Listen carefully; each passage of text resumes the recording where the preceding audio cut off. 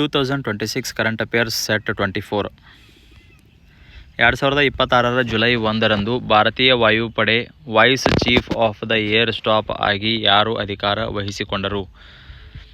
Air marshal Ashutosh Dixit.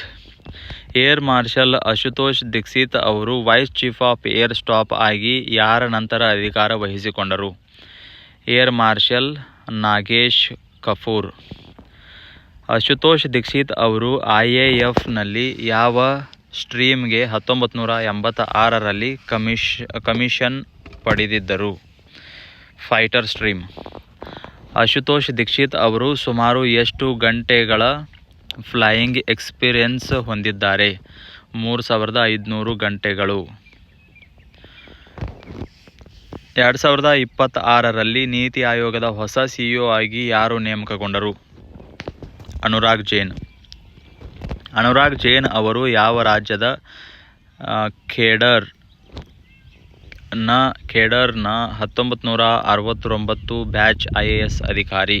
Madhya Pradesh. Anurag Jain ಅವರು ನೀತಿ Aayog CEO ಆಗಿ ಎಷ್ಟು ಅವಧಿಗೆ ನೇಮಕಗೊಂಡಿದ್ದಾರೆ? 2 ವರ್ಷ. ಅನುರಾಗ್ ಜೈನ್ ನೀತಿ ಆಯೋಗ CEO ಆಗುವ ಮೊದಲು ಯಾವ ಹುದ್ದೆಯಲ್ಲಿದ್ದರು? Madhya Pradesh chief secretary. 2026ರಲ್ಲಿ Bharat UK comprehensive economic and trade agreement CETA CETA ಯಾವ ದಿನಾಂಕದಿಂದ ಜಾರಿಗೆ ಬಂದಿತು? ಜುಲೈ 15, 2026.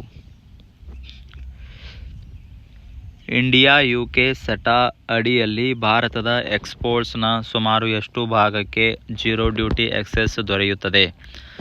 ಸುಮಾರು 99%. ಇಂಡಿಯಾ UK ಸೆಟಾ ಅಡಿಯಲ್ಲಿ ಸರ್ವಿಸ್ ಎಕ್ಸ್ಪೋರ್ಟ್ಸ್ ಎಷ್ಟು ಸಬ್ ಸೆಕ್ಟರ್ಗಳಲ್ಲಿ ವಿಸ್ತರಿಸುವ ನಿರೀಕ್ಷೆಯಿದೆ? 137 sector. India UK agreement on social security ಅನ್ನು ಇನ್ನೊಂದು ಯಾವ ಹೆಸರಿನಿಂದ ಕರೆಯಲಾಗುತ್ತದೆ? Double contribution convention DCC. India UK DCC ಯಡಿ ಸೋಷಿಯಲ್ ಸೆಕ್ಯೂರಿಟಿ ಕಾಂಟ್ರಿಬ್ಯೂಷನ್ ಎಕ್ಸೆಂಪ್ಷನ್ ಅವಧಿಯನ್ನು ಎಷ್ಟು ವರ್ಷಗಳಿಗೆ ವಿಸ್ತರಿಸಲಾಗಿದೆ? 5 ವರ್ಷಗಳು. ಸೆಟಾ ಜಾರಿಗೆ ಬಂದ ದಿನ ಬೆಂಗಳೂರಿನಲ್ಲಿ ಎಕ್ಸ್ಪೋರ್ಟ್ ಕನ್ಸೈನ್ಮೆಂಟ್ ಅನ್ನು ಯಾವ ಸ್ಥಳದಿಂದ ಫ್ಲಾಗ್ ಆಫ್ ಮಾಡಲಾಯಿತು? ICD ವೈಟ್ಫೀಲ್ಡ್. 2026ರಲ್ಲಿ ಭಾರತದ ಎರಡನೆಯ 18 ಮೀಟರ್ ಡ್ರಾಫ್ಟ್ ಸಾಮರ್ಥ್ಯ ಹೊಂದಿದ ಮೇಜರ್ ಪೋರ್ಟ್ ಯಾವುದು? ಕಾಮರಾಜರ್ ಪೋರ್ಟ್. 18 ಮೀಟರ್ ಡ್ರಾಫ್ಟ್ ಸಾಮರ್ಥ್ಯ ಹೊಂದಿರುವ ಮೊದಲ ಮೇಜರ್ ಪೋರ್ಟ್ ಯಾವುದು? ವಿಶಾಖಪಟ್ಟಣಂ ಪೋರ್ಟ್. ಕಾಮರಾಜರ್ ಪೋರ್ಟ್ನ ಕ್ಯಾಪಿಟಲ್ ಡ್ರೆಡ್ಜಿಂಗ್ ಫೇಸ್ 6 ಯೋಜನೆಗೆ ಎಷ್ಟು ಹೂಡಿಕೆ ಮಾಡಲಾಗಿದೆ? 440 ಕೋಟಿ. ಕಾಮರಾಜರ್ ಪೋರ್ಟ್ ಈಗ ಗರಿಷ್ಠ ಎಷ್ಟು DWT ಕಾರ್ಗೋ ಹೊತ್ತು ಕೇಫ್ ಸೈಜ್ ವೆಸಲ್ಸ್ಗಳನ್ನು ಹ್ಯಾಂಡಲ್ ಮಾಡಬಲ್ಲದು?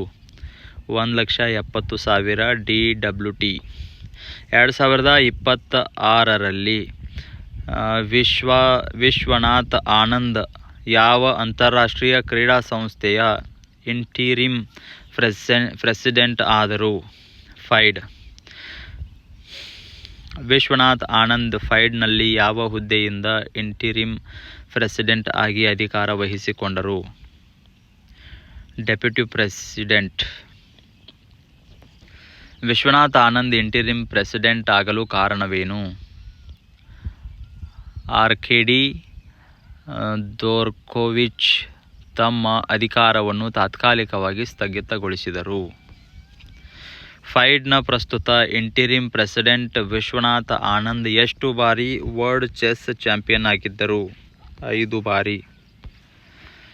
2026ರಲ್ಲಿ ಮಿನಿಸ್ಟರಿ ಆಫ್ ಅರ್ತ್ ಸೈನ್ಸ್ನ ಸೆಕ್ರೆಟರಿ ಆಗಿ ಯಾರು ಅಧಿಕಾರ ವಹಿಸಿಕೊಂಡರು? ಡಾಕ್ಟರ್ ಶ್ರೀನಿವಾಸ್ ಕುಮಾರ್ ತುಮ್ಮಲ. 2026ರಲ್ಲಿ 8ನೇ BRICS working group meeting on ocean and polar science and technology ಯಾವ ರಾಜ್ಯದಲ್ಲಿ ಆರಂಭವಾಯಿತು? ಗೋವಾ. 2026ರಲ್ಲಿ ಭಾರತದಲ್ಲಿ ನಡೆದ ಮೊದಲ ಪ್ರಮುಖ ಸೆಟಾ ಎಕ್ಸ್ಪೋರ್ಟ್ ಫ್ಲಾಗ್ ಆಫ್ ಕಾರ್ಯಕ್ರಮಗಳಲ್ಲಿ ಕರ್ನಾಟಕಕ್ಕೆ ಸಂಬಂಧಿಸಿದ ಸ್ಥಳ ಯಾವುದು? ICD Whitefield, Bengaluru. Set 24 CET must remember. Vice Chief of Air Staff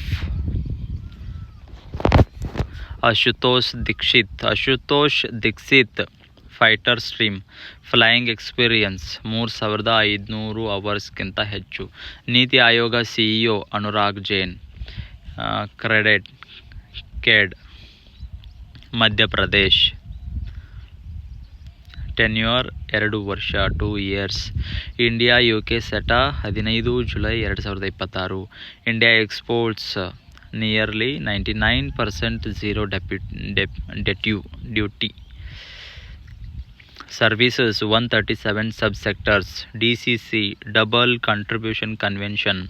DCC exemption 5 years. Bengaluru CETA flag off ICD Whitefield. 18 meter draft Kamarajapura. First 18 meter major port Visakhapatnam. Dredging 440 crore. Capacity 1,70,000 DWT. FIDE interim president Vishwanath Anand. Previous president Arkady Dvorkovich. Anand 5 times world champion. MOES secretary Srinivas Kumar Tummala. BRICS ocean and polar science WG Goa.